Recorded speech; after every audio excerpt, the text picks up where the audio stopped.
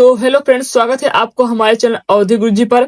आज हम आपके लिए लेकर आए हैं क्लास 12th केमिस्ट्री के 4 महत्वपूर्ण नियम जो कि आपको 2026 इंटर की परीक्षा में देखने को मिलेंगे। 7 सेटों में से इसका 7 सेट में फंसना निश्चित है। एक ना एक नियम तो इसको 7 सेट में आएगा फ्रेंड्स। कोई किसी किसी पेपर में 2 नियम दे सकते हैं आपको। तो यह वीडियो आपके लिए बहुत ज्यादा इंपॉर्टेंट है क्लास 12 यूपी बोर्ड के छात्रों के लिए। तो फ्रेंड्स, एक नियम इसमें का 5 नंबर का है। अगर 2 नियम आ गया तो 10 नंबर आपके यहीं से क्लियर हो जाएंगे। तो वीडियो को पूरा देखें और वीडियो को स्किप बिल्कुल ही ना करें। तो फ्रेंड्स, पहला नियम क्या है? हेनरी का नियम। और दूसरा नियम क्या है? राउल्ट का नियम। तीसरा नियम क्या है? कोलराउस का नियम। चौथा नियम क्या है? फैराडे का नियम। तो फ्रेंड्स, आप लोग सोच रहे हैं तो फिजिक्स का है। तो फ्रेंड्स, फैराडे का नियम फिजिक्स में भी है और केमिस्ट्री में भी है। तो फिजिक्स में दूसरा नियम है और केमिस्ट्री में दूसरा नियम है। तो फ्रेंड्स, आज की वीडियो आपके लिए बहुत ज्यादा इंपॉर्टेंट होने वाली है। तो वीडियो स्टार्ट करने से पहले मेरी आपसे एक विनती है कि मेरे चैनल को सब्सक्राइब कर लो, जिससे मैं आपको ऐसी सभी इंपॉर्टेंट चीजें बताता रहूंगा और आपके पास वीडियो पहुंचती रहेगी। तो वीडियो को लाइक करना ना भूलिए। तो चलिए शुरू करते हैं वीडियो में। सबसे पहले नियम क्या है? हेनरी का नियम। तो चलिए बताता हूँ आपको हेनरी का नियम होता क्या है। तो फ्रेंड्स, हेनरी का नियम, ये आपकी इंटर परीक्षा में क्वेश्चन कैसे पूछा जाएगा? हेनरी का नियम बताइए, उसकी सीमाएं और उसके अनुप्रयोग बताइए। फ्रेंड्स, ये बड़े नंबर में क्वेश्चन आता है, तो बड़े नंबर में पूछा भी जाता है। तो 5 नंबर के लिए ऐसे पूछा जाएगा, हेनरी का नियम बताइए, साथ में ही उसकी सीमाएं और अनुप्रयोग बताइए। तो चलिए आपको बताता हूँ। सबसे पहले मैं बताता हूँ हेनरी का नियम होता क्या है। तो हेनरी के नियम के अनुसार स्थिर ताप पर, मतलब फिर स्थिर ताप पर किसी गैस के द्रव में विलेयता, मतलब कि जब कोई द्रव होता है, ये जैसे मान लो एक द्रव है, उसमें O2 गैस घोली जाती है, इसी को कहते हैं विलेयता। गैस की विलेयता दाब के समानुपाती होती है। फ्रेंड्स, जो द्रव में विलेयता होती है गैस की, वो गैस के दाब के समानुपाती होती है। मतलब कि इसकी घुलने की जो क्षमता होती है वो O2 गैस जितना इस पर दबाव डालेगी उसके बराबर होगी। तो चलिए आपको उसका सूत्र बताते हैं। तो घुली हुई गैस के मान अनुकूलानुपाती गैस के दाब। तो फ्रेंड्स, इसका सूत्र क्या होता है? घुली हुई गैस का मान M अनुक्रमणपाती गैस का दाब P। और यहाँ पर अनुक्रमणपाती को हटाने के लिए हमको एक नियतांक लिया जाता है जिसे कहते हैं KH। तो M is equal to KH into P। तो फ्रेंड्स, ये होता है हेनरी के नियम का सूत्र। तो चलिए एक बार आपको दोबारा बता देता हूँ। हेनरी के नियम के अनुसार स्थिर ताप पर किसी गैस की द्रव में विलेयता गैस के दाब के समानुपाती होती है। फ्रेंड्स, जो घुलने की उसकी क्षमता होती है वह गैस के दाब के ही बराबर होती है।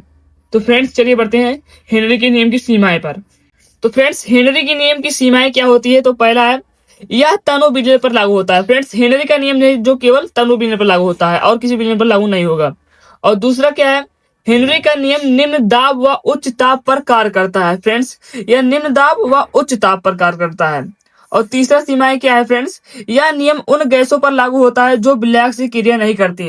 और फ्रेंड्स, ये विलायक से क्रिया कर जाएंगी तो इसमें कहाँ से दाब लगेगा और कहाँ से ये विलेय होंगे, कहाँ से उसमें घुलेंगी। अगर क्रिया हो जाएगा तो कहाँ से उसमें घुलेंगी।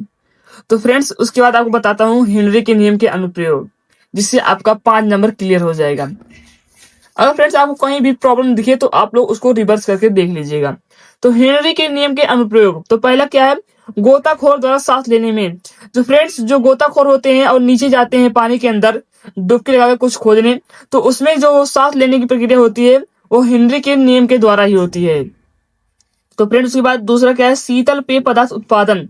तो फ्रेंड्स, जो ये स्प्राइट, थम्स अप, ये सब मिलता है, इसके बनाने में भी जो होता है हेनरी का नियम ही लगता है। फ्रेंड्स, क्योंकि इसमें जो गैस घुली होती है, जैसे आप लोग ढक्कन खोलते हैं तो उसमें से तुरंत गैस बाहर निकल जाती है। तो फ्रेंड्स, इसी के माध्यम से उसमें गैस डाली जाती है, हेनरी के नियम से माध्यम से इसमें गैस डाली जाती है। अगर आप लोग उसको पीते हैं तो उसके बाद आपको बेकार आती है, तो आप लोग सोचते हैं गैस बाहर निकल गई। तो फ्रेंड्स, वो आपकी गैस नहीं रहती है, वो बोतल में पहले से गैस डाली जाती है जो कि वही बाहर निकल जाती है। कार्बन डाइऑक्साइड उसमें डाली रहती है, वही आपकी बाहर निकल जाती है। आप लोग सोचते हैं कि हमारी गैस बाहर निकल गई। तो फ्रेंड्स, कार्बन डाइऑक्साइड कहीं रह नहीं सकती, वो तुरंत बाहर निकल जाएगी। तो फ्रेंड्स, यही होता है इसमें शीतल पेय पदार्थ में। उसके बाद तीसरा क्या है? फेफड़ों की क्रियाविधि में। फेफड़ों की क्रियाविधि में भी हेनरी का नियम लगता है फ्रेंड्स। और चौथा क्या है? पहाड़ों पर पर्वतारोही द्वारा सांस लेने में। तो फ्रेंड्स, पहाड़ों पर जाने के बाद ऊपर से बहुत ही ज्यादा दाब होता है और पहाड़ों पर बहुत जल्दी खाना भी पक जाता है इसी कारण, क्योंकि उसमें बहुत ज्यादा दाब लगता है। और वहां पर जो पर्वतारोही सांस लेते हैं वो भी हेनरी के नियम के द्वारा लेते हैं। फेफड़ों की जो क्रियाविधि होती है वो भी लगभग हेनरी के नियम के द्वारा होती है, हेनरी के नियम के अनुसार होती है। तो फ्रेंड्स आशा करता हूं आपको हेनरी का नियम बिल्कुल सही तरीके से समझ में आ चुका होगा। तो चलिए बढ़ते हैं अगले नियम पर। तो अगला नियम हमारा क्या है? तो फ्रेंड्स अगला नियम है हमारा राउल्ट का नियम। तो फ्रेंड्स इसमें भी आपको इंटर में ऐसे क्वेश्चन पूछे जाएंगे कि राउल्ट का नियम बताइए, साथ में उसकी सीमाएं बताइए। तो फ्रेंड्स अगर बड़े नंबर में आ रहा है तो बड़े नंबर में पूछेगा भी। तो चलिए बताता हूँ राउल्ट का नियम पहले होता क्या है। तो राउल्ट का नियम, तो इस नियम के अनुसार वाष्प दाब का आपेक्षिक अनुमान। तो फ्रेंड्स आप सोच रहे होंगे वाष्प दाब का आपेक्षिक अनुमान क्या होता है? तो फ्रेंड्स आपेक्षिक अनुमान को जब उसी के वाष्प दाब से अनुपात कर देते हैं, मतलब भाग देते हैं, तो उसे क्या कहते हैं? वाष्प दाब का आपेक्षिक अनुमान कहते हैं। तो इस नियम के अनुसार वाष्प दाब का आपेक्षिक अनुमान विलयन के उपस्थित विलय के मोल प्रभाव के बराबर होता है। तो फ्रेंड्स जो राउल्ट ने जो नियम बताया है वो बताया कि वाष्प दाब का आपेक्षिक अनुमान विलयन में उपस्थित विलय के मोल प्रभाव के बराबर होता है।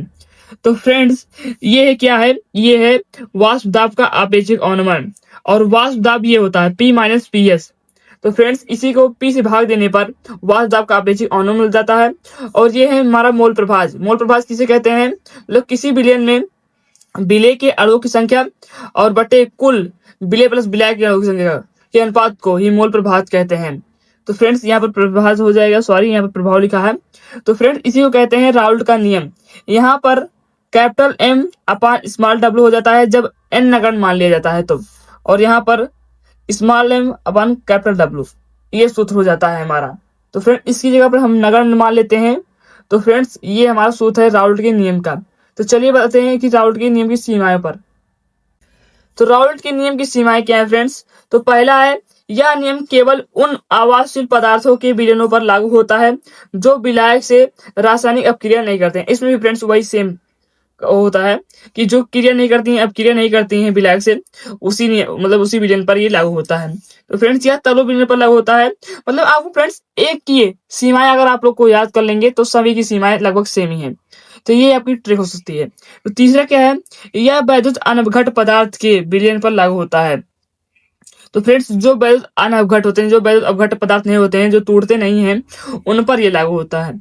और उसके बाद चौथा ऑप्शन क्या है कि इसमें ताप समान होना चाहिए। इसमें भी ताप समान होना चाहिए। फ्रेंड्स अधिकतर सभी में सेम पोजीशन होती है। अब फ्रेंड्स चलिए आपको दिखा देता हूँ आपको कैसे ये राउल्ट का नियम चेंज होता है। जो मैंने आपको ऊपर दिखाया शॉर्टकट में, उसे लॉन्ग ट्रिक से बता देता हूँ। तो ये तीनों विलयन के लिए n बराबर P minus PS upon P is equal to small w, मतलब capital W upon small m into capital M upon small w। तो फ्रेंड्स ये क्या है? आप लोग सोच रहे होंगे कि कैपिटल W और स्मॉल m क्या है और स्मॉल कैपिटल M और स्मॉल w क्या है। तो फ्रेंड्स ये विलय का मोल अंश है। विलय के मोल निकालने के लिए ये निकाला जाता है फ्रेंड्स ट्रिक। तो उसके बाद क्या हो जाता है? P minus PS is equal to N upon capital N। जब फ्रेंड्स इसको नगण्य मान लिया जाएगा तब ये हो जाता है। तो फ्रेंड्स ये होता है हमारा राउल्ट का नियम। तो आशा करता हूँ आपको समझ में आ चुका होगा। तो चलिए बढ़ते हैं अगले नियम पर। तो फ्रेंड्स अगला हमारा नियम क्या है? कोलराउस का नियम। ये भी बहुत ज्यादा इंपॉर्टेंट है फ्रेंड्स। तो चलिए आपको बताता हूँ कोलराउस का नियम होता क्या है फ्रेंड्स। तो इस नियम के अनुसार किसी वैद्युत अपघट्ट की अनंत अनुता पर मोलर चालकता, अनंत अनुता क्या होता है फ्रेंड्स? जिसमें विलयन में विलय की संख्या बहुत कम होती है और विलायक की संख्या बहुत ज्यादा होती है, तो उसे कहते हैं अनंत अनुता पर मोलर चालकता उस विलयन में उपस्थित धनानु तथा ऋणानु के मोलर चालकताओं के योग की बराबर होती है। तो फ्रेंड्स मान लीजिए हम इसमें एक वैद्युत अपघट्ट घोलते हैं, जिसे NaCl घोलते हैं। उसके बाद ये NaCl टूट जाता है Na प्लस और Cl माइनस, और उसके बाद जो ये Na प्लस और Cl माइनस की मोलर चालकता होती है ना, वो फ्रेंड्स अनंत अंतर की मोलर चालकता के बराबर होता है फ्रेंड्स। तो यही कोलराउस के नियम ने बताया है कि इस नियम के अनुसार वैद्युत अपघट्ट की अनंत अंतर पर मोलर चालकता उस विलयन में उपस्थित धनानु तथा ऋणानु की मोलर चालकता के योग के बराबर होती है। तो चलिए आपको इसका सूत्र बताते हैं। इसका सूत्र बनता कैसे है? तो फ्रेंड्स अनंत अंतर पर मोलर चालकता, तो यहाँ पर देखिए लैम्डा अनफाइनाइट इंटू M और NaCl विलयन है। तो NaCl मतलब वैद्युत अपघट्ट है। तो उसके बाद क्या होता है, किसके बराबर होती है? वह NaCl और Cl माइनस Na प्लस और Cl माइनस के मोल चालकताओं की योग के बराबर होती है। तो फ्रेंड्स यहाँ पर लैम्डा यहाँ पर लेमडा Na प्लस हो जाएगा फ्रेंड्स, और m हो जाएगा, और यहाँ पर लेमडा m Cl माइनस। देखिए फ्रेंड्स, ये देखिए लेमडा m Na प्लस और लेमडा m Cl माइनस, इसके दोनों की मोलर चालकता के योग के बराबर होता है फ्रेंड्स। तो फ्रेंड्स यही था कोलराउस का नियम। अगर आप लोग इसको समझ जाएंगे, इससे समझ जाएंगे, तो आप लोग इसको खुद से लिख सकते हैं। तो फ्रेंड्स आशा करता हूं आपको ये कोलराउस का नियम समझ में आ चुका होगा। चलिए मैं आपको कोलराउस नियम के अनुप्रयोग को बताता हूं। तो फ्रेंड्स कोलराउस का नियम के अनुप्रयोग जो है वो पहला है ब्यूजेन की कोटि ज्ञात करने में। तो फ्रेंड्स ब्यूजेन की कोटि ज्ञात करने में कैसे? किसी सांद्रता पर वैद्युत अपघट्ट की मोलर चालकता तथा अनंत अंतर पर विद्युत अपघट्ट की मोलर चालकता के अनुपात को ब्यूजेन की कोटि कहते हैं फ्रेंड्स। तो फ्रेंड्स किसी सांद्रता पर, मतलब सांद्रता मतलब गाढ़ा विलयन, तो किसी सांद्रता पर विद्युत अपघट्ट की मोलर चालकता और तथा अनंत अंतर पर विद्युत अपघट्ट की मोलर चालकता के अनुपात को ब्यूजेन की कोटि कहते हैं। तो ये फ्रेंड्स यहाँ पर सूत्र बनता है कि ब्यूजेन की कोटि बराबर किसी सांद्रता पर विद्युत अपघट्ट की मोलर चालकता और अनंत अंतर पर विद्युत अपघट्ट की मोलर चालकता। तो फ्रेंड्स यहाँ पर सिग्मा बराबर क्या हो जाएगा? लैम्डा Cm और लैम्डा इनफाइनाइट m। तो फ्रेंड्स लैम्डा Cm क्या है?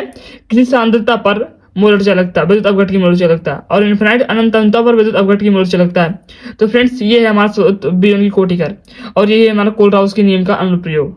चलिए बढ़ते हैं दूसरे नियम पर। तो फ्रेंड्स आखिरी नियम हमारा क्या है? फैराडे के नियम। तो फैराडे का नियम फ्रेंड्स क्या है? तो फैराडे का नियम वैद्युत अपघटन संबंधी फैराडे के दो नियम होते हैं। तो फ्रेंड्स जो केमिस्ट्री में है और फिजिक्स में दूसरा नियम होता है फैराडे का।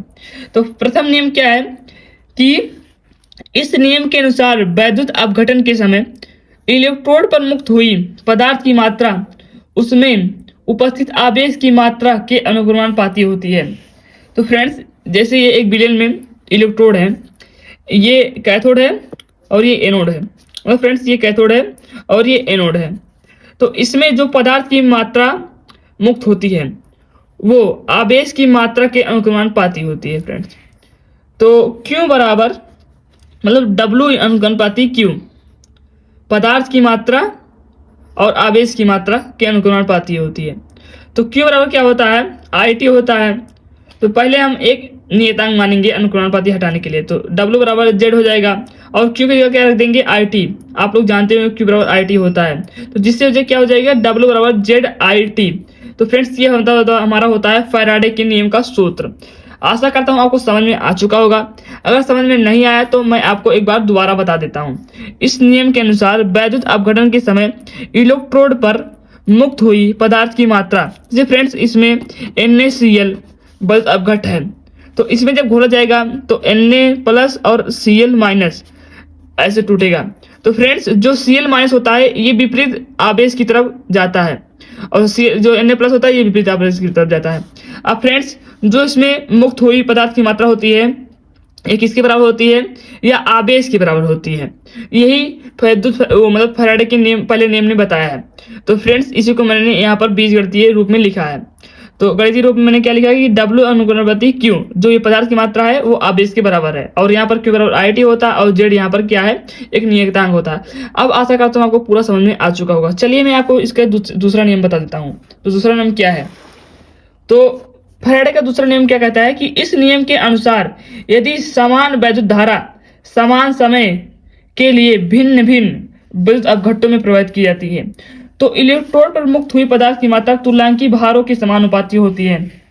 तो फ्रेंड्स इसमें क्या होता है कि दो विलयन होते हैं, और उसमें दो इलेक्ट्रोड, मतलब उसके इलेक्ट्रोडों में जो पदार्थ की मात्रा पदार्थ की मात्रा होती है मुक्त होती है, उसका जो बराबर वो किसके बराबर होती है? वो तुल्यांकी भार की बराबर होती है, मतलब ई की बराबर होती है। तो फ्रेंड्स यही फैराडे के नियम ने बताया है। जैसे फ्रेंड्स ये है, दो है हमारे विलयन जिसमें इलेक्ट्रोड है, तो Zn SO4 और NaCl, इसमें Zn प्लस और SO4 माइनस हो जाएगा। तो जब इसमें मुक्त होता है और ये इसमें मुक्त होता है, ये किसके बराबर होगी जानते फ्रेंड्स? ये E के बराबर होगी, तुल्यांकी भार के बराबर होगी। तो फ्रेंड्स W1 और W2 is equal to E1 upon E2, ये होता है इसमें। तो फ्रेंड्स ये हमारा सूत्र है फैराडे का दूसरे नियम का। तो चलिए एक बार आपको दोबारा समझा देता हूँ जिससे आपको पूरा क्लियर हो जाएगा। तो फैराडे के दूसरे नियम ने क्या बताया है कि यदि एक समान विद्युत धारा समान समय के लिए भिन्न भिन्न विद्युत अपघट्टों में प्रवाहित की जाए तो फ्रेंड्स, एक विद्युत धारा भिन्न भिन्न अवघटों में एक समय में भिन्न भिन्न विद्युत अवघटों में प्रवाहित की जाए तो इलेक्ट्रोड पर मुक्त हुई पदार्थ की मात्रा तुल्यांकी भारों की समानुपाती होती है। तो फ्रेंड्स, यही है हमारा दूसरा नियम। आशा करता हूं आपको समझ में आ चुका होगा। तो चलिए, आज का वीडियो यहीं तक था। मिलते हैं अगली इंपॉर्टेंट वीडियो में। तो इसके लिए मेरे चैनल को सब्सक्राइब कर लो और बेल आइकन को ऑल पर क्लिक कर लो और वीडियो को लाइक करना ना भूलिएगा। और वीडियो में कमेंट कर दो किस पर आपको वीडियोस चाहिए। Thank you for watching my video.